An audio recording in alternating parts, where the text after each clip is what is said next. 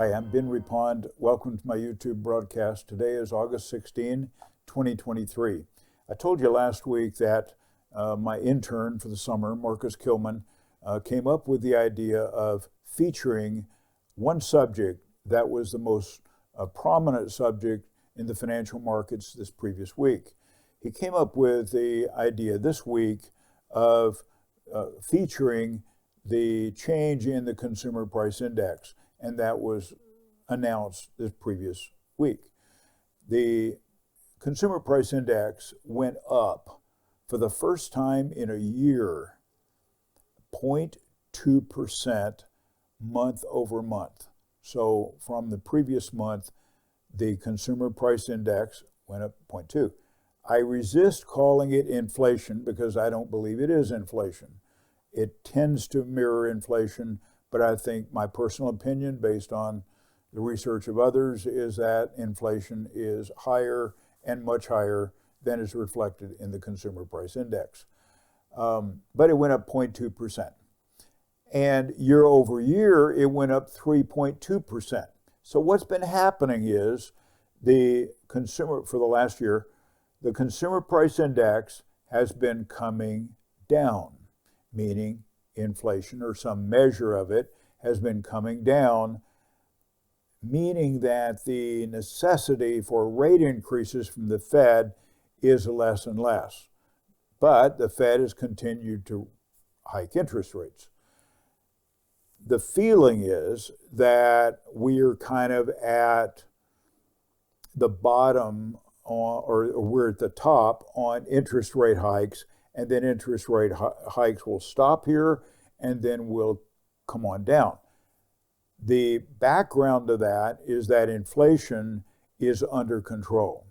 And if it's not where they want it, then, which it isn't, then it's when former rate increases take effect, that the inflation is going to continue on down to their target rate, mission accomplished, called a soft landing. So this kind of threw a monkey wrench in that. So now inflation is kicking back up. The question is, kind of the $64,000 question is this a blip or is this a trend? Have we in fact bottomed on inflation and it's now going back up, or is it just a 1 month blip? So I'm going to play a brief clip from a video, and then I'll get into my analysis on the markets. The video, it's interesting. It's a couple of colorful characters, Jim Cramer, who takes one side, and then David Faber, who takes the other. They're both longtime CNBC people.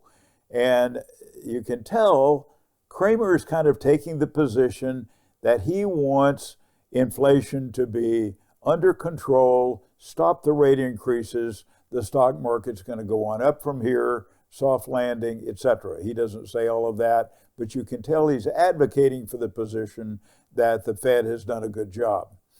David Faber is taking the other side, saying, not so fast, maybe, we should be paying attention to this, trying to counter Cramer. So it's an interesting dialogue back and forth. So take a listen to this.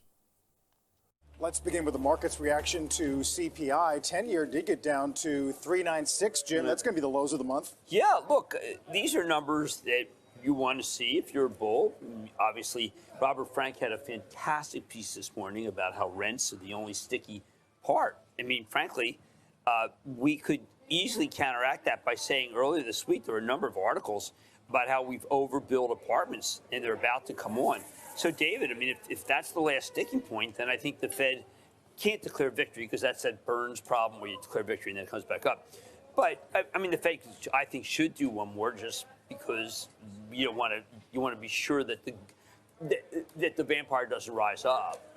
But this is going Jay's way, and I told you it's not a soft landing or hard landing. It's a glide. And the people who do that soft landing, hard landing, the dichotomy, I think that they're fanciful and they're thinking smacks more of fiction than fact.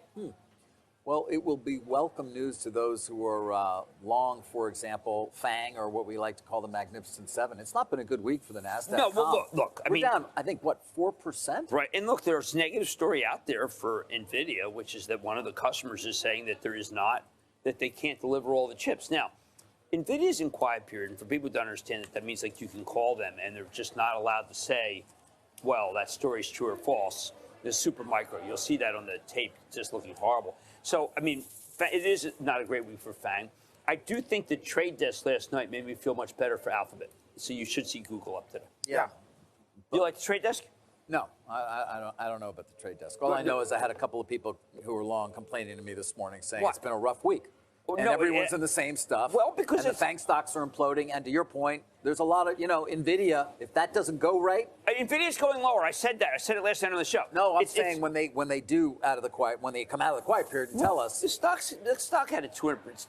I know. My point is you still, everybody's still in these things. Well, if they want to trade out of them and then come back, good luck. I know. I mean, it's like Apple. It's very easy to trade out of Apple. But we have people who, at the price call of 18, said that Apple's best days are behind them. Okay, now I'm going to shift gears into my reports. Begin with the dashboard and this list, and this is the same format I've used for a long time. So this list, the top 6, I call them the top 6, equity indexes, a representation from different points of view on equities. And then at the bottom is treasury bonds. So a couple of weeks ago, everything except bonds were all green. Last week, they started to shift into more and more red on the far right. And what that means is, on the last 4 columns, is that index above its 20, 50, 100, and 200-day moving average? If it's above, it's green. If it's below, it's red, indicating strength or weakness. And then in the center, there is a yellow box showing what the gain or loss from the past week being in pink or green. And so only one of them was barely green, and the others were negative in pink. In the pink box on the right, this shows the year-to-date performance of the various indexes, starting with the NASDAQ 100, up 37%, the S&P up 16%, and the developed markets up 9%, etc., all the way down, and then you see bonds negative 4.2%. So again, more reds are starting to appear, showing more weakness coming into the market. This is as of last Friday. Then I take the S&P 500, one of those indexes, and I break it apart. I break it apart into its 11 sectors, which are the components of the S&P 500. Same structure. I list them from top to bottom, the best performer year to date in the pink box to the worst performer at the bottom. And then for the last week, what happened with, in the yellow box, gains or losses. And you can see in the yellow box, only energy was the one that had a significant gain, kind of right in the middle. And then the worst was technology at the top. So kind of the opposite from what we've been seeing for a long time. So it went from looking at growth equities to value equities. And then really at the bottom 6, starting with energy, but the bottom 6 are value equities, and by and large, and those all showed gains, whereas the more aggressive equities, growth-oriented equities in consumer discretionary and technology at the top showed the most losses. And you can see, again, a lot of red dots appearing, more appearing, particularly on the 20-day moving average. So things are starting to break down as far as growth equities. We'll see if that's a trend or not. We don't know yet, but it definitely has been, for the past several weeks, has been moving in that direction. Okay, so when I look at the S&P 500, you can see that from last October until now, the general direction is positive. However, at the end of it, on the far right, you can see that it has come down. So it's starting to weaken, and as we've seen in the previous data, still above the 20-period moving average. This is a relative strength chart and showing growth as the numerator, value as the denominator. So when the line that goes up, it favors growth. When it goes down, it favors value. Growth numerator, value denominator. So I put some black arrows on here to show you the periods of time, the general periods of time when value has been in favor and growth has been out of favor. This is an 18-month weekly chart. So going back to last year, you can see during, this would be April, May period, value was very in favor. And that usually means, to me, the Dow Industrials, but in general, value type stocks. And then from August through the end of the year, so this would be about 5 months, you can see, generally speaking, that second black arrow coming way down. So growth was out of favor. And growth stocks in the NASDAQ 100 index had a horrible year last year. Some were down 50% or more. Some were down as much as 75%. So it was clearly a period of being in value stocks. Then, beginning right about the first of the year, it changed. And then growth came into favor, as you can see, at about 2/3 through the chart, 2023, growth went into favor up until through May, up until June. Since June, I put the third black arrow, and you can see it's, generally speaking, going down. Now, the market has not gone down that entire period, but growth stocks have, generally speaking, gone down for that period of time. So growth is kind of going out of favor, at least for right now. When I compare 18-month chart, again, relative strength, the S&P 500, large companies, large cap, to small companies, the Russell 2000 small cap index, IWM is the ticker.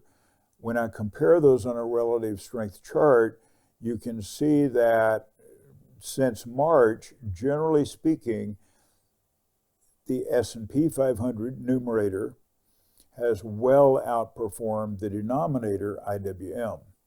So goes up, that favors large companies, goes down, it favors small companies.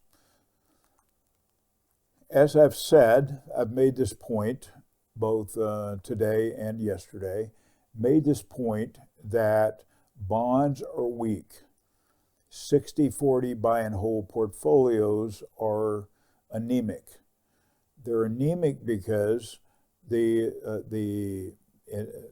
typically in most portfolios, they're not investing in growth equities. And during most of this year, 2023, growth equities have been in favor. So if they use a balanced portfolio approach, they're not taking advantage of the growth that has been occurring and are in some form of growth and some form of value. That has not been that helpful this year. The 40 portion of the 60-40 portfolio is bonds. There are all kinds of bonds, government bonds, long-term, short-term, high quality, low quality, etc. But I'm just showing the high quality long-term bond. All the high quality bonds tend to follow the same pattern. They have been in a period of decline. In my dashboard, I think you may remember that the long-term government bond was down 4% from the beginning of the year and continues to weaken. It's not showing much increase. So what's causing that is rising interest rates, or the expectation of rising interest rates, which means the converse of that is falling or declining bond prices. So again, buy and hold portfolios, and 60/40 in particular, not doing well this year. Probably showing some kind of a gain, but not taking much advantage of the gains that have been in the market. And then, of course, at the beginning of the chart on the left side, you can see where I showed last year. You can see how horrible bonds were then. So both periods, most of last year and all of this year, bonds not doing well. The dollar is kind of in a up and down mode at this point. I just put an arrow from February to present. It's gone up and down in general. It has not gone deviated much from where it began in February. Gold is in a period of decline. It's now below its 20-period moving average. And for those that want to buy gold, that want to buy physical gold, the prices are becoming more and more attractive. Same is true on silver. Silver tends to follow the same pattern, except more exaggerated. So those that want to buy silver, physical silver for the long term, prices are becoming more attractive. Okay, Bitcoin. Bitcoin has been in a period of decline for the last couple of months. Not significant, but down some. Generally speaking, it's been up for the year. It is expected that there's a formula on how Bitcoin has moved. People who follow it are aware of how that works. I will be doing a video on Bitcoin and to try to educate you on how this works. It's formula-based, and those who follow it understand this. It is not at a period right now where that formula is going to kick in to an acceleration on the upside, but it is coming, apparently, and that will, some believe that that's going to happen in or maybe before early 2024. So, but I will be doing an educational video on that and sharing with you what I've learned. I'm also going to do a video, I don't have it scheduled right now, but I will be doing one on bonds to talk about government bonds and high yield bonds, etc., and how they work and why I illustrate them the way I do, how they work in portfolios, and some people don't understand that, but it just reminded me that I've got some educational things to do coming up. Volatility index. Now, volatility means typically when the market goes up, volatility comes down. And this index called the VIX, volatility index, you can see that since last October that it has been in a period of decline, which has generally been a period of increasing value in the equities. And so when there is a period of when it goes up, then that signals that there's risk, more risk in equities.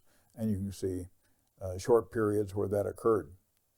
When you go back into last year, pre-October, and I kind of cut it off in August, but you can see where it was definitely increasing up until October.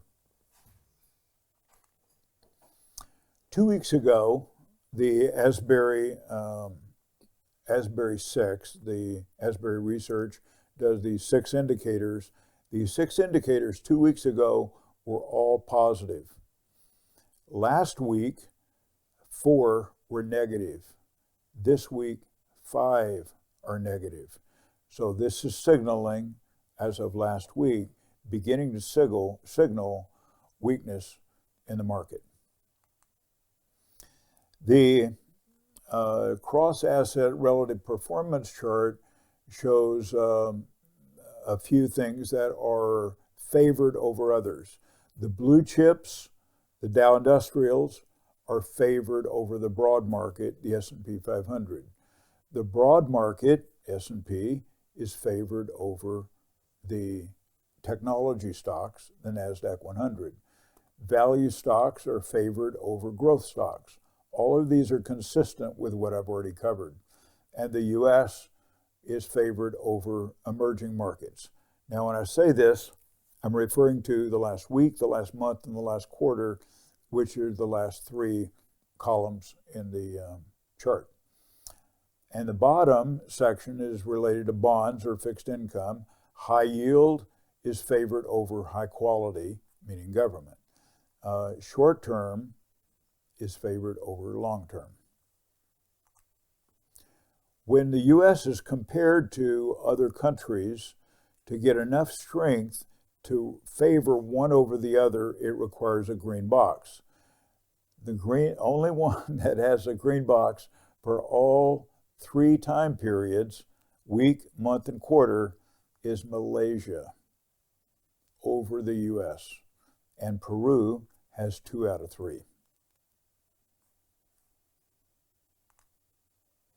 Jump over to precious metals.